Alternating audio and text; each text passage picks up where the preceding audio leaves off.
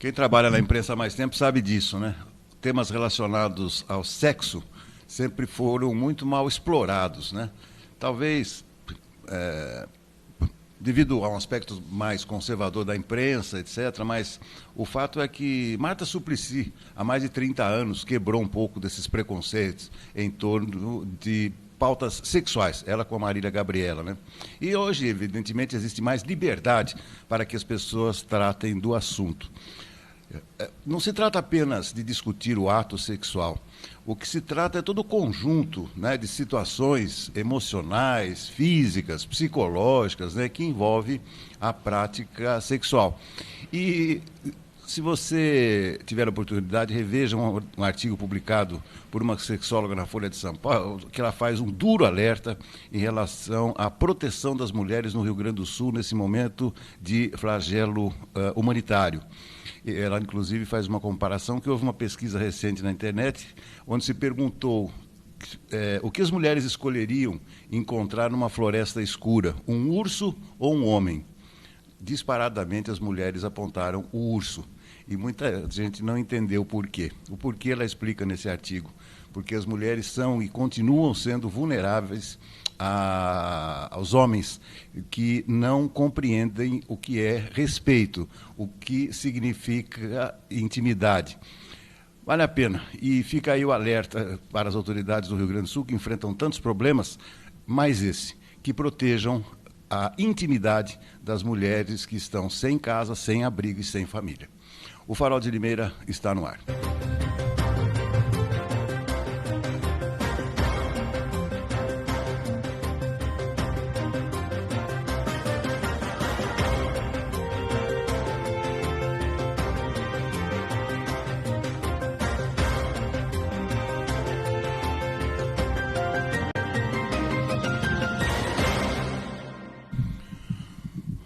Treze de maio, ano é 2024, a partir de agora mais uma edição do nosso Farol de Limeira. Muita coisa para a gente conversar no programa de hoje. Eu já começo batendo um papo com José Antônio Encinas, que já está conectadíssimo aqui conosco. Encinas, seja muito bem-vindo, um abraço, amigo. Outro abraço, Beto, para você, para todo mundo que acompanha o nosso Farol de Limeira. Zé, eu estou fazendo esse alerta aí, para quem tiver a oportunidade de ler esse artigo. Ela tem uma coluna na Folha, chama X do Sexo. Muito interessante. É claro que há semanas que ela aborda assuntos mais picantes, né? Mas temas ligados ao comportamento humano sobre sexo foram muito mal costurados no passado, né? Por vergonha, sei lá, por alguns motivos também. Mas é um tema que faz parte do dia a dia de muita gente, né? E deve ser tratado com naturalidade, né? Com certeza, Beto, concordo com você. É um tema aí que por muito tempo era tabu, né, Beto? Até muitos pais nem conversavam com os filhos sobre isso, né? As pessoas aí da geração anterior, talvez a nossa, pouco falavam com os filhos sobre isso, né, Beto? E hoje a gente percebe que os jovens, Beto, são muito melhor informados, né? Às vezes, né, eles até buscam informações aí através da internet, né, Beto, procurando informações. As próprias escolas também se abriram um pouco mais, né, Beto, e começaram a informar mais isso nas últimas décadas. Então, é um assunto, né, que está sendo melhor conversado atualmente. Ainda não seria ainda aquele nível que seria o correto, né, Beto? Dos próprios pais conversarem com os filhos, explicarem direitinho, né? Muitos fazem isso, Beto. Eu acredito que hoje a grande maioria faz, mas ainda tem pessoas que acabam deixando aí por conta dos próprios filhos mesmo, mesmo se informarem, né? Então, mas não deixa de ser interessante isso que você falou, né? Que o tema, né, Beto, está sendo melhor abordado nos dias de hoje do que já foi no passado. Eu queria até pontuar algo que ela escreve. O nome dessa colunista é Bruna Maia, e ela é autora desse texto e da coluna X do Sexo. Ela diz o seguinte: o urso, né, sobre essa pesquisa que ela falou, Sim. o urso na floresta é uma metáfora que pode ser substituída por desastres de forma geral. Em coisas sanitárias, como a pandemia, aliás, em questões sanitárias como a pandemia da Covid, em uma guerra, como está acontecendo em Gaza, ou em uma emergência climática como esta que atinge o Rio Grande do Sul.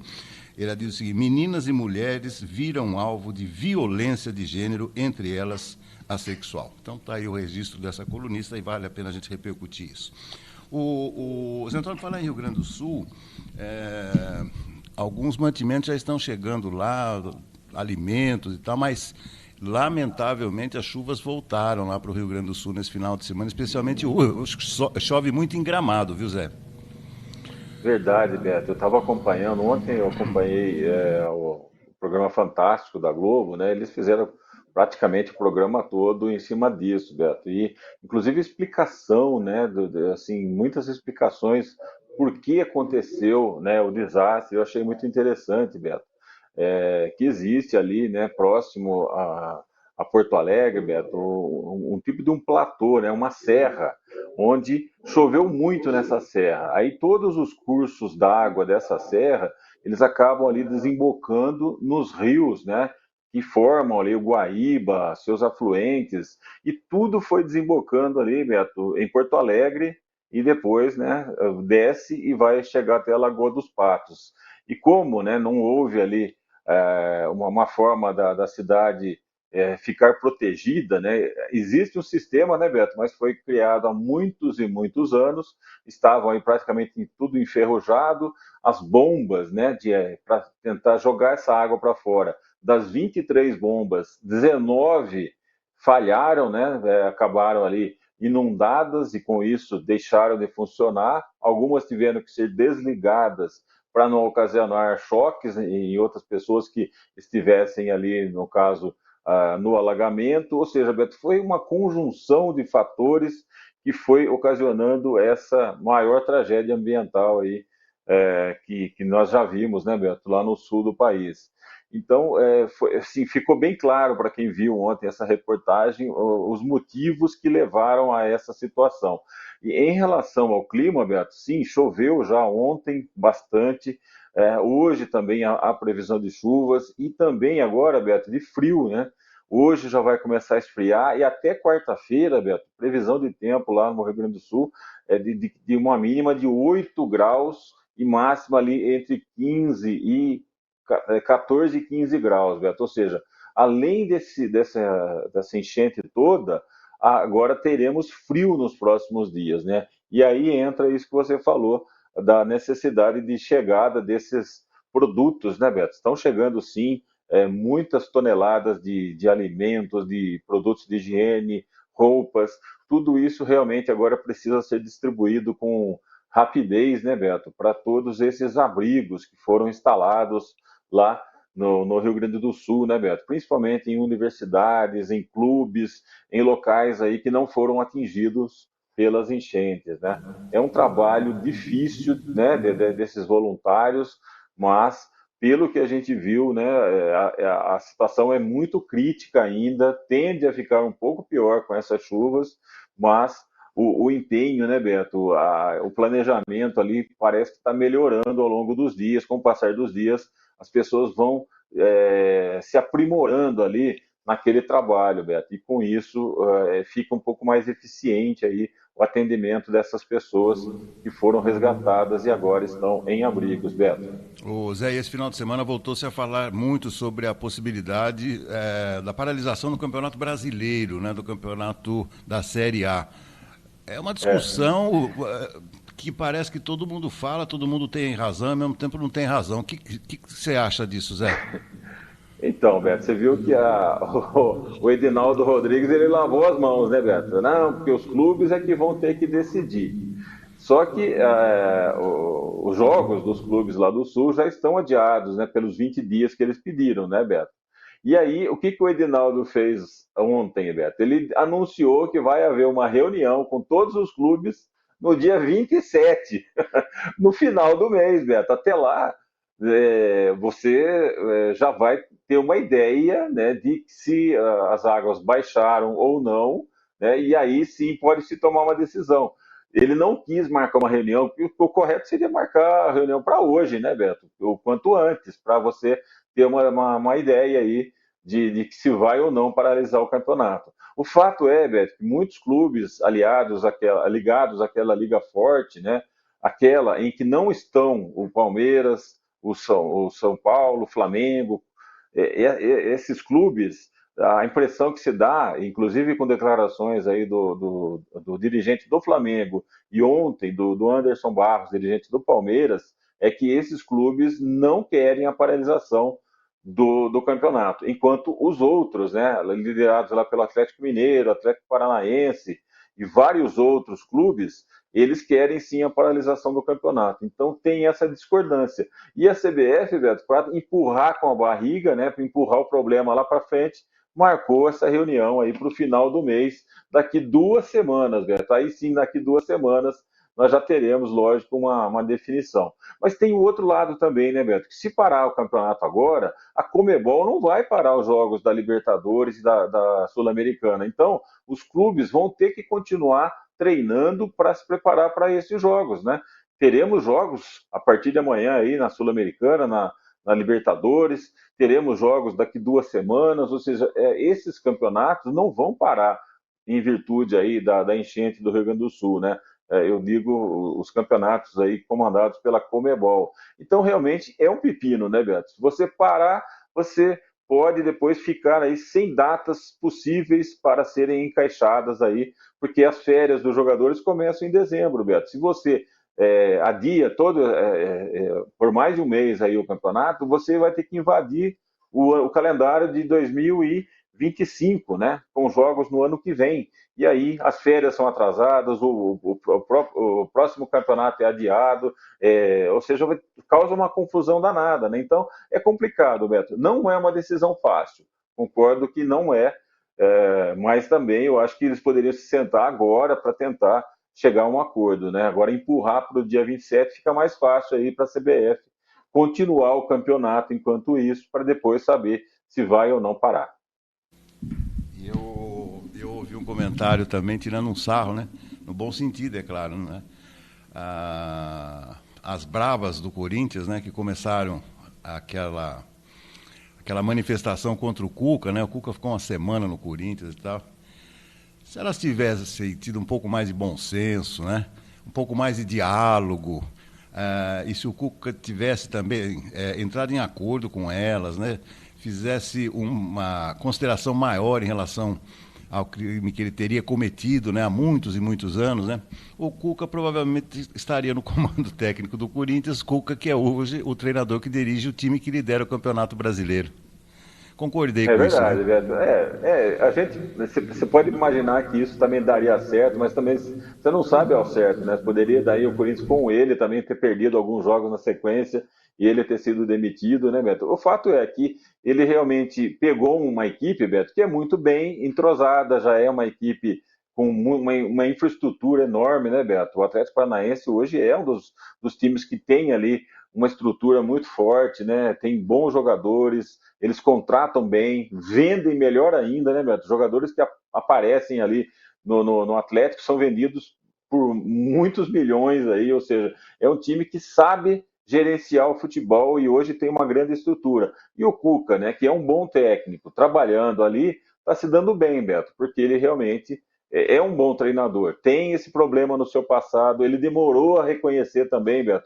Você vai se lembrar que antes de ele assumir o Atlético, ele deu uma entrevista dizendo, pedindo desculpas, fez ali um posicionamento, né, que as mulheres da família dele também o alertaram sobre a importância de fazer um pedido de desculpas, mesmo que tardio, né, Beto? E ele fez tudo isso, né? E agora parece que está colhendo os frutos aí de ter sido um pouco mais humilde aí e não apenas negar aquilo que tinha, todo mundo sabia que tinha acontecido, né, Beto? É verdade, verdade. Também ele demorou. Foi mal assessorado, foi mal assessorado. Foi. Tá bom. Zé, para a gente finalizar, já vou fazer contato com o Antônio Cláudio Bontoni. Você tem uma ocorrência policial para relatar, né? Beto, né? É uma coisa triste, né?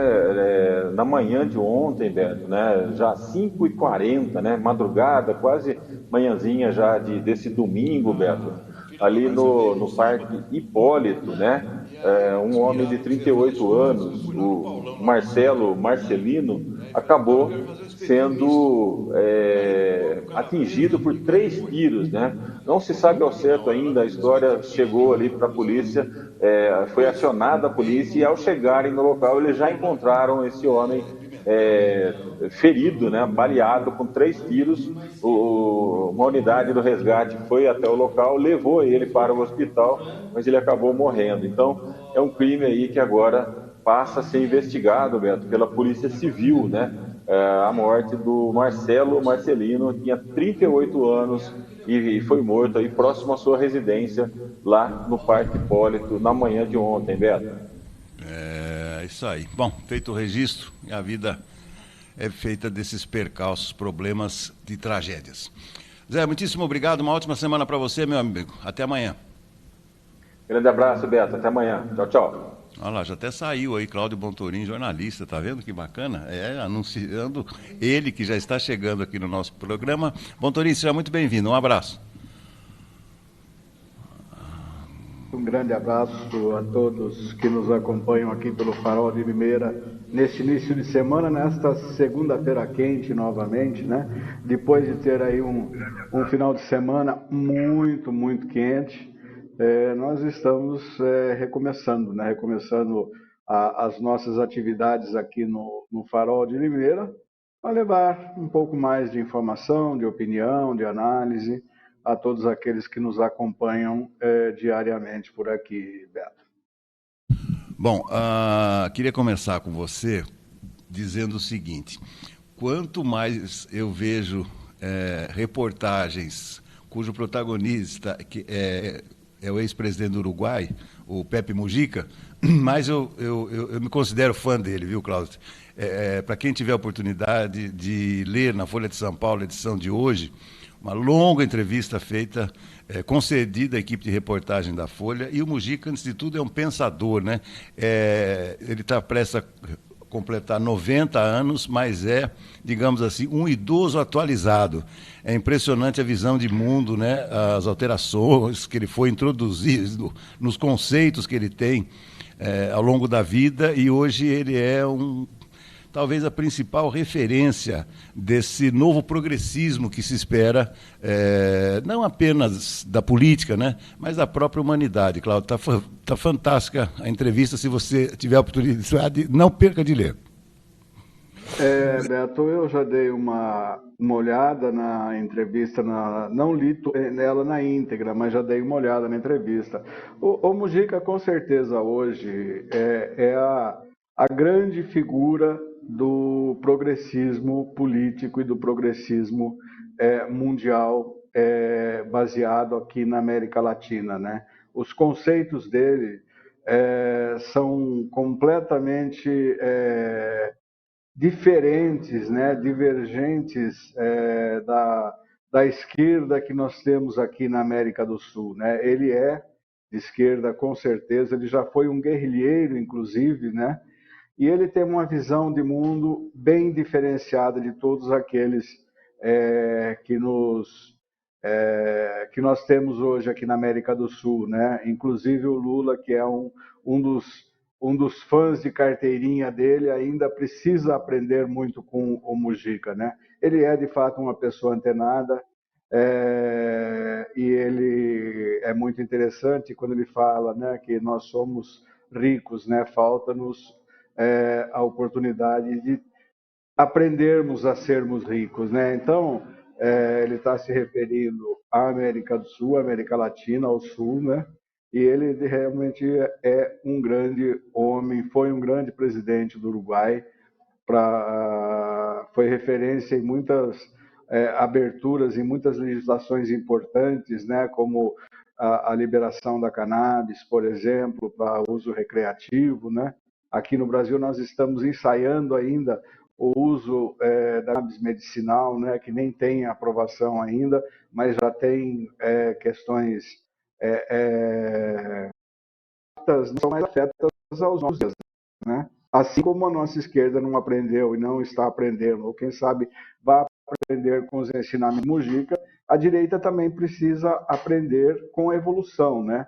E essa direita, infelizmente, Beto, ela é dirigida ou ela é retratada em muitos países, em especial nos países subdesenvolvidos, né?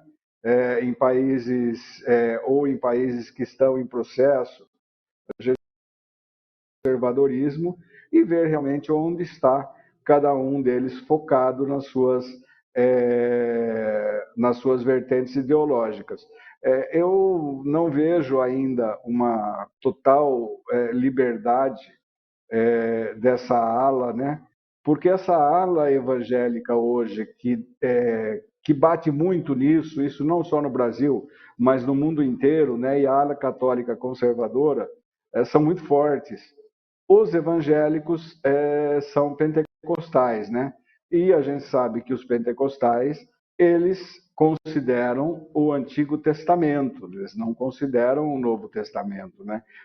Por isso que existe toda essa diferenciação de abordagem, né? Daquilo que é e não é o que está, né? Essa semana teve uma publicação aí nas redes sociais, né, de uma pessoa, de uma pastora evangélica, que disse que o Rio Grande do Sul está sofrendo o castigo de Deus porque é o estado que tem maior número de representantes e de instituições de religiões de matriz afro, por incrível que pareça, e isso é verdade, né?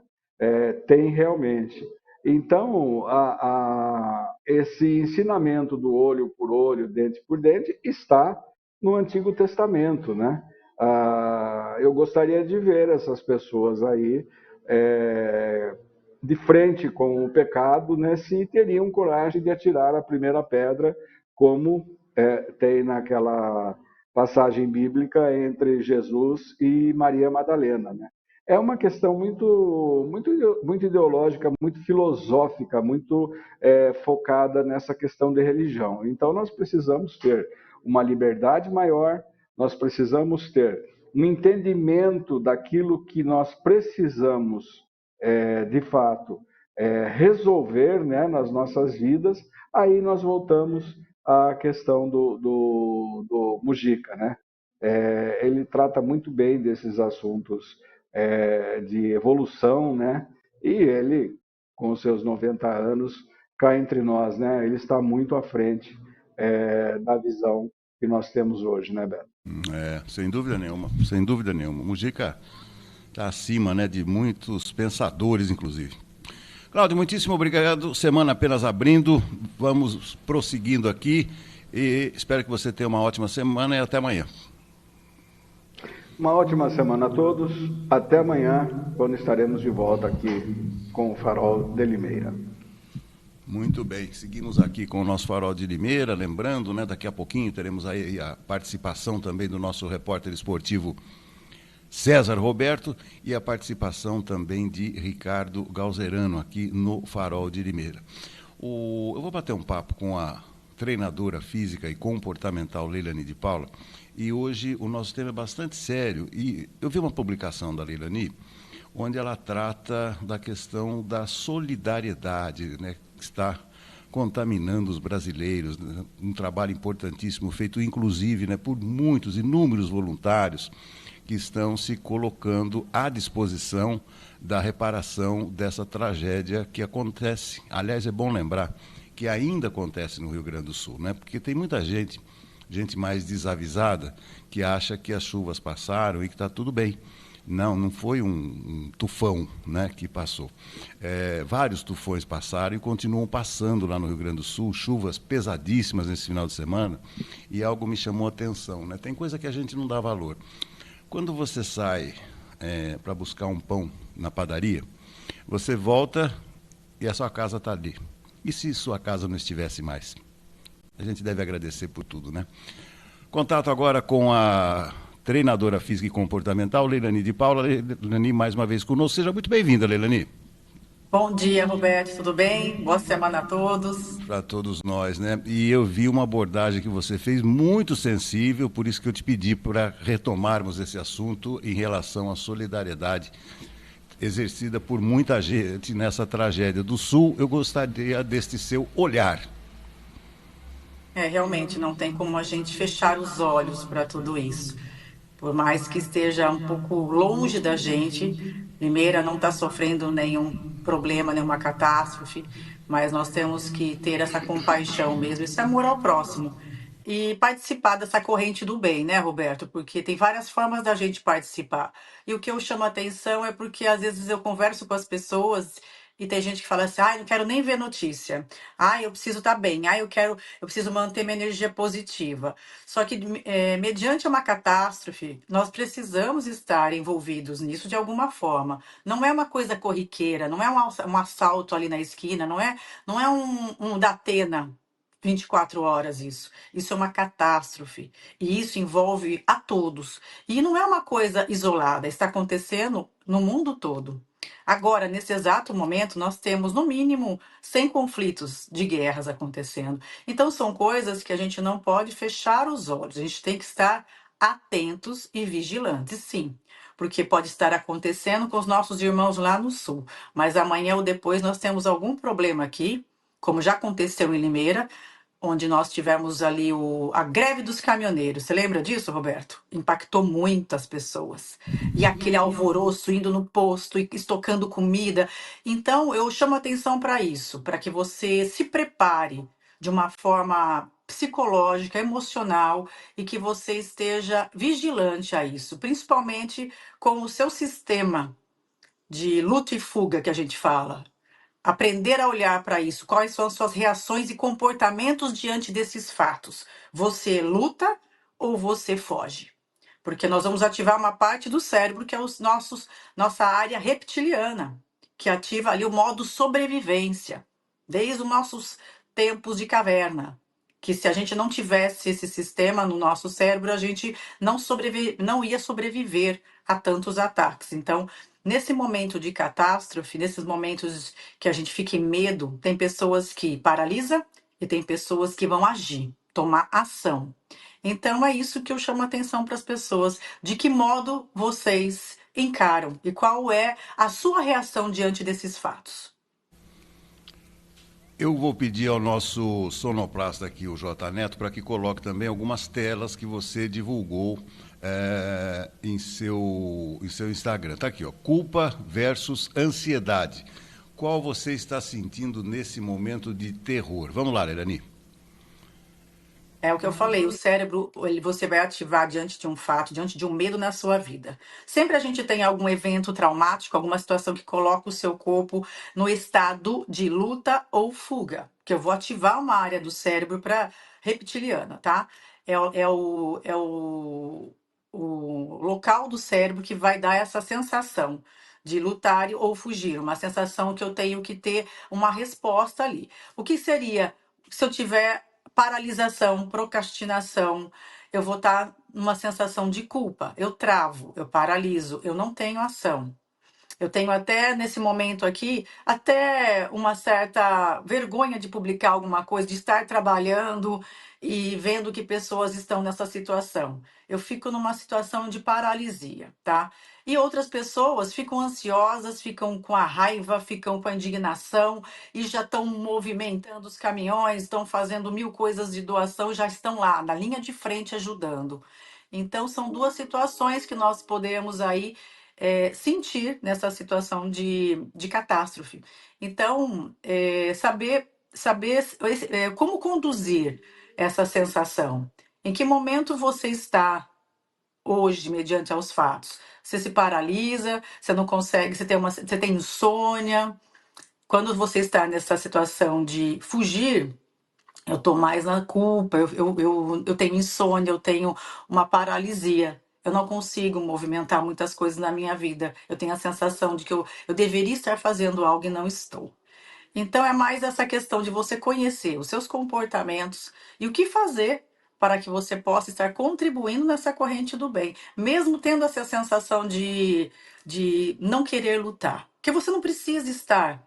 Isso é muito individual, né, Roberto? Isso cada um vai agir de uma forma mediante aos fatos, os acontecimentos.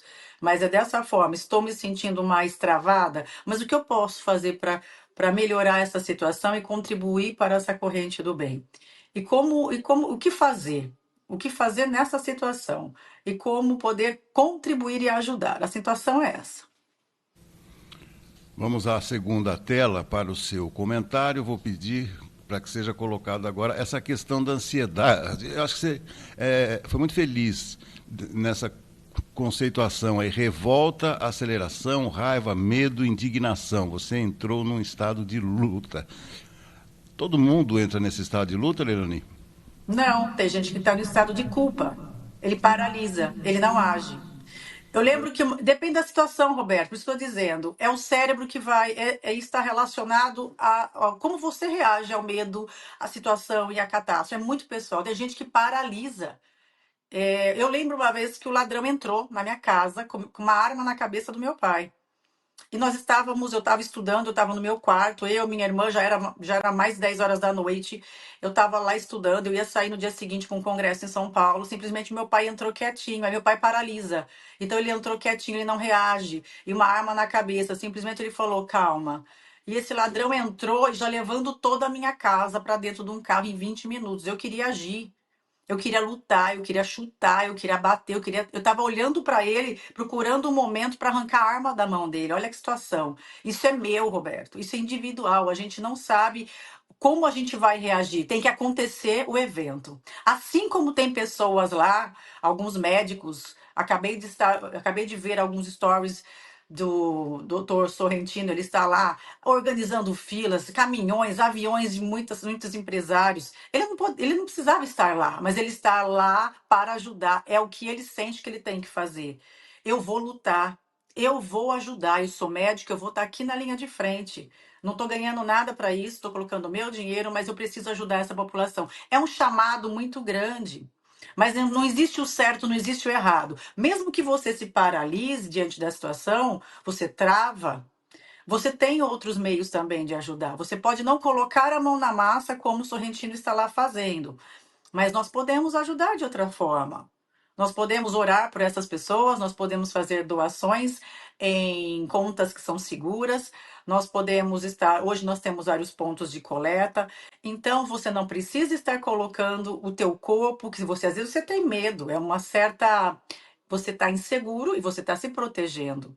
Então, colocar você numa situação de linha de frente, você não é confortável para você. Então, não existe certo e errado. É o modo como você encontra dentro do seu corpo dessa situação de se proteger. Tem pessoas que estão se sentindo forte para ir para salvar, pessoas que estão lá mesmo às vezes sem saber nadar, bota um colete e vai salvar pessoas.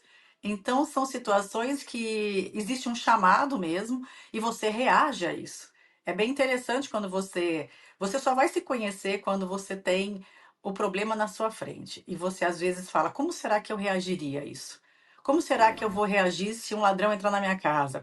Alguém me abordar na rua? Será que eu vou tirar a arma? Será que eu vou chutar? Será que eu vou gritar? A gente não sabe até acontecer a catástrofe, até acontecer alguma situação que vai ativar o teu cérebro reptiliano. Perfeito, perfeito. Ficou muito claro, ficou muito claro. Vamos à outra tela aí, meu querido J. Neto, para colocar diante da catástrofe. O cérebro bom, É isso. muito disso você já falou, né? O cérebro reptiliano ativa respostas de luta ou fuga. É isso aí que você acabou de falar, né? Sim, porque aí nós temos o quê?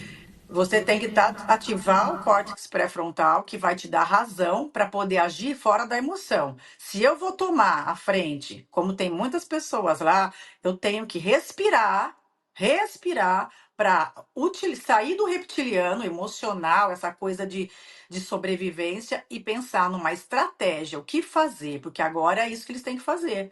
Eles já foram impulsionados por esse cérebro que vai fazer. Ou eu luto ou eu fujo. Quem está na luta ali para salvar, agora tem que respirar e ativar o seu córtex ali pré-frontal para agora observar quais são as prioridades, o que que eu vou ajudar primeiro. Então agora é uma fase que eu preciso de foco, concentração, logística, porque o cenário é muito triste, né, Roberto? E ali nós vemos a necessidade de tudo, desde uma roupa íntima, é água, é comida, é remédio. E você olha ali, você precisa agora centrar. Ali tá, agora já passou a maior parte dessa emoção, mas agora vem a grande confusão de como organizar tudo isso, né? E como amparar todas essas famílias, principalmente psicologicamente falando, porque existe agora o pós-trauma, né? Então a gente precisa, eu tenho vários professores que estão disponibilizando vários de seus staffs, de pessoas que são formadas para da psicologia comportamental, principalmente ensinando em lives como abordar pessoas após uma catástrofe. Então, olha, não é qualquer coisa que você pode dizer. E muito menos fazê-la relembrar os fatos vividos anteriormente. Você pode causar ali um trauma maior ainda.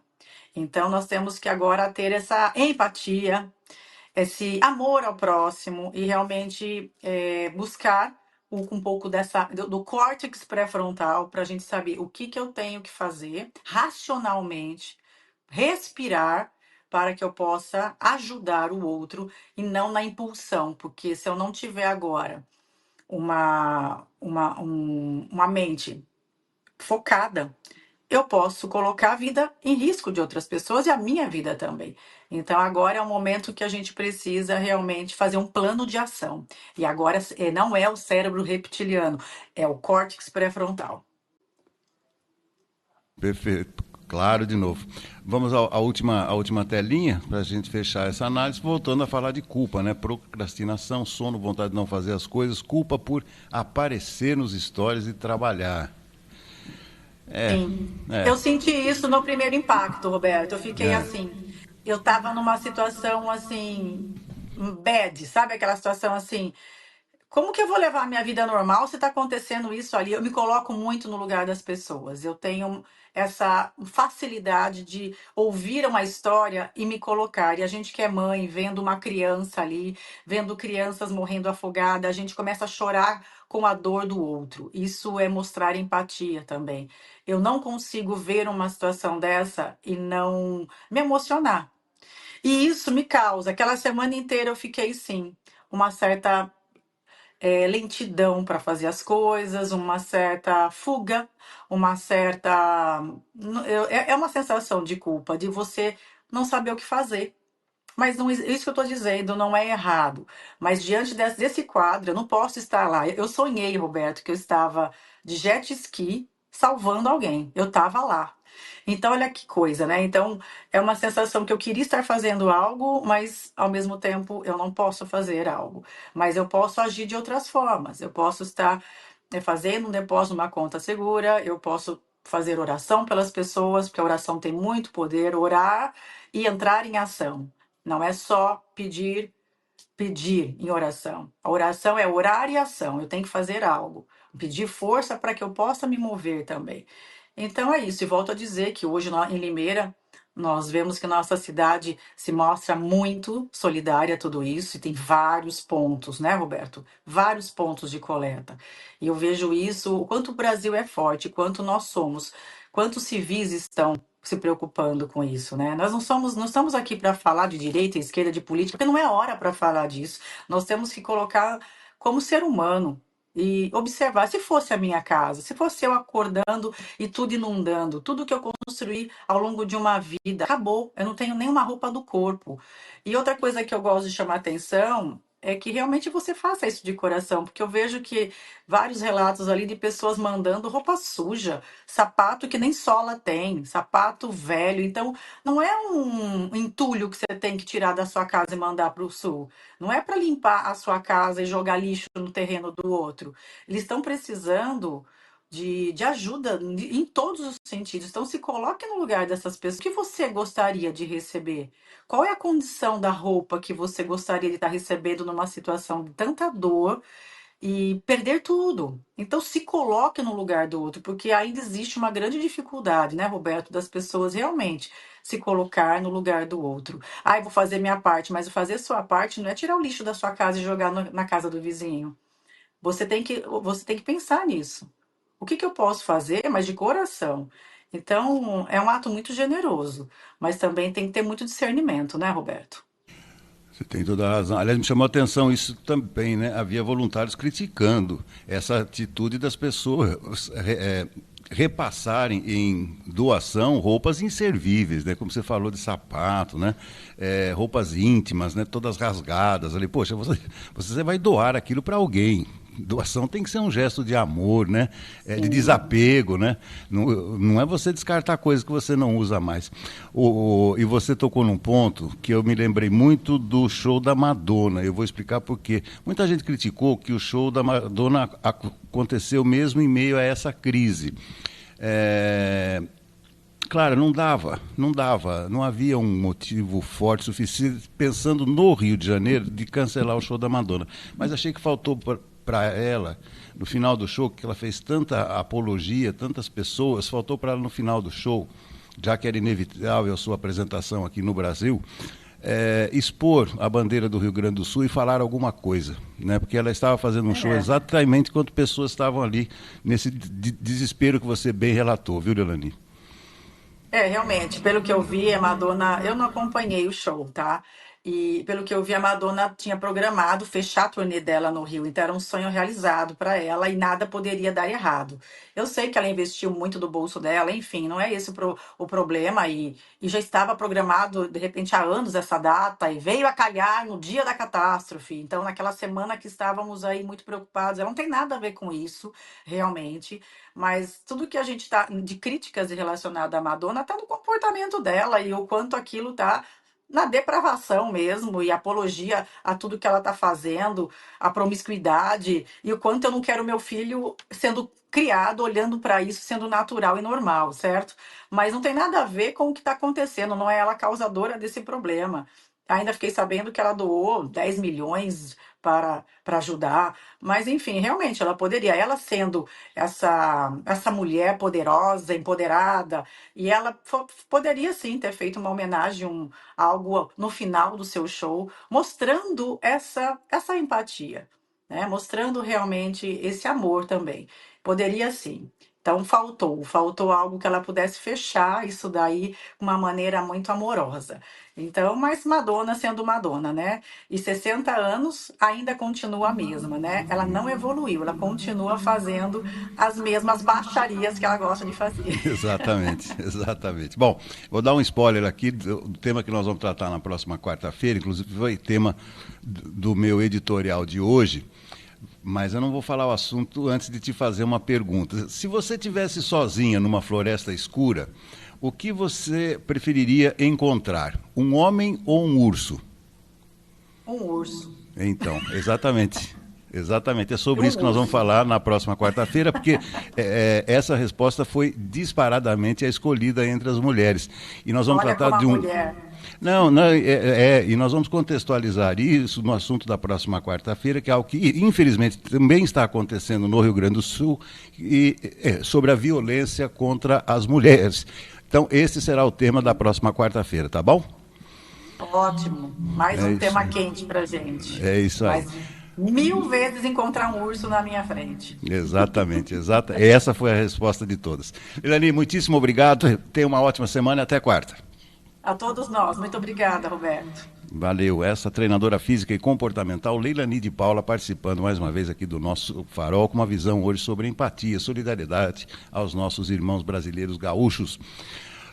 Finalzinho do programa, vamos agora ao boletim esportivo do nosso companheiro César Roberto e na sequência um rápido intervalinho e depois a participação de Ricardo Galzerano. Eu volto amanhã às 10. Bom dia, Beto Lucato. Bom dia, meus amigos do Farol de Limeira. Beto, no fim de semana que passou, nós tivemos a realização da 6ª rodada do Campeonato Brasileiro, que começou no sábado com a vitória do Flamengo 2-0 sobre o Corinthians no Maracanã. Ontem, o Palmeiras foi derrotado pelo Atlético do Paraná por 2-0 em Barueri, Fortaleza 1, Botafogo 1, Atlético de Goiás 0, Cruzeiro 1, Bahia 1, Bragantino 0, Vasco da Gama 2, Vitória 1, e os jogos, entre Internacional e Juventude, Atlético Mineiro e Grêmio, além de Criciúma e Cuiabá, que foram adiados, para uma nova data. Lembrando que hoje nós teremos o encerramento desta rodada com São Paulo e Fluminense, que jogarão 8 horas da noite desta segunda no Morumbi. A classificação aponta o Atlético Paranaense em primeiro com 13, Bahia em segundo com 13, Flamengo em terceiro com 11 e o Botafogo é o quarto colocado com 10 pontos ganhos. Os últimos 4, Fluminense em 17º com 5, mas joga hoje, Vitória 18º com 1, Atlético de Goiás 19º com 1 e o Cuiabá ainda não somou pontos nesta competição. Série B do Brasileiro, Beto, que começou na quarta-feira da semana passada com América 3, Vila Nova de Goiás 1. Nós tivemos na sexta-feira Novo Horizontino 0, Ceará 3. O Goiás venceu o Ituano por 2-0, CRB 2, Chapecoense 0. No sábado, Guarani 2, Botafogo de Ribeirão Preto 0. E tivemos também o Operário empatando com a Ponte Preta em casa em 1-1. E o resultado mais surpreendente desta rodada, né, Beto? O Amazonas venceu o Santos pelo placar de 1-0 em Manaus. Além de Sport 4, Brusque 1, Avaí 1, Curitiba 0. E ontem, Mirassol 2, Paysandu 1. Lidera a Série B, o Sport Recife em primeiro com 12, Goiás em segundo com 10, o Santos caiu para a terceira posição com 9 e o América Mineiro é o quarto colocado com 8 pontos ganhos. Os últimos 4, Guarani 17º com 13, Botafogo 18º com 3, Paysandu é o 19º com 2 e o Ituano é o último colocado sem nenhum ponto ganho. Guarani, só confirmando aqui, é o 10º colocado com 3 pontos ganhos. Série D do Campeonato Brasileiro, competição que a Inter participa, Beto, no último sábado, jogando no Limeirão, a Inter com um gol de Gui Mariano de cabeça logo a 9 minutos do primeiro tempo, venceu o Água Santa pelo placar de 1-0. Além de Inter 1, Água Santa 0, nós tivemos o Pouso Alegre goleando a Patrocinense por 4-1, São José e Santo André não saíram do 0-0 e ontem o Maringá venceu o Costa Rica do Mato Grosso por 2-0. Neste grupo A7, a Inter lidera a competição com 9 pontos ganhos, 100% de aproveitamento até aqui. O Pouso Alegre é o segundo com 6, Maringá é o terceiro com 6 também, e com o mesmo número de pontos, o Água Santa é o quarto colocado. O Santo André é o quinto com 2, São José é o sexto com 2, Patrocinense e Costa Rica estão com apenas 1 ponto ganho. Lembrando que o próximo jogo da Inter será no próximo sábado, dia 18, às 18 horas, contra o São José, lá no Vale Paraibano.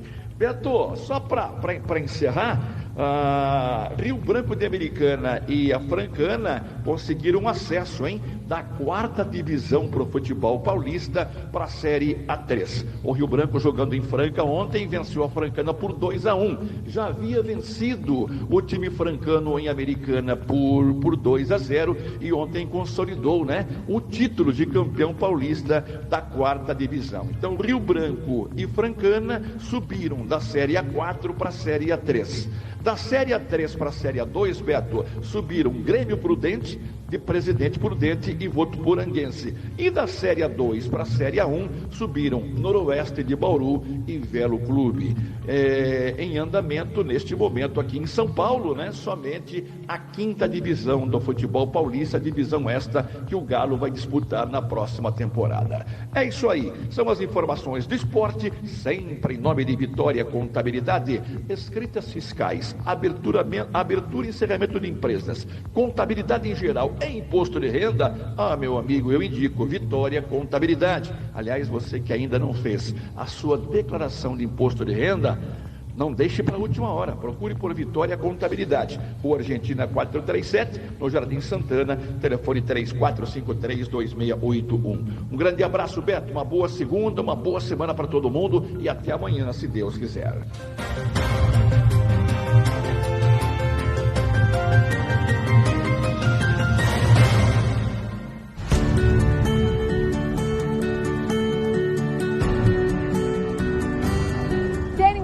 Na área mais valorizada de Limeira, esse é o Cidade Universitária 2.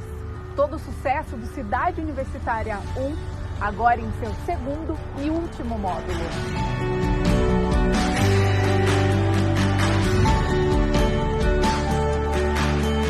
São lojas comerciais e residenciais a partir de 250 metros quadrados, com infraestrutura completa e ao lado da Unicamp. Esta é a hora perfeita para investir. As obras já estão em fase final. E para ficar ainda melhor, esse é um loteamento com a qualidade Grupo Ingep. Investimento garantido, sem preocupação e com pagamento facilitado, em até 180 vezes, sem burocracia. Visite o nosso plantão de vendas que fica próximo à rotatória da Limeira Cordeirópolis e garanta o melhor negócio.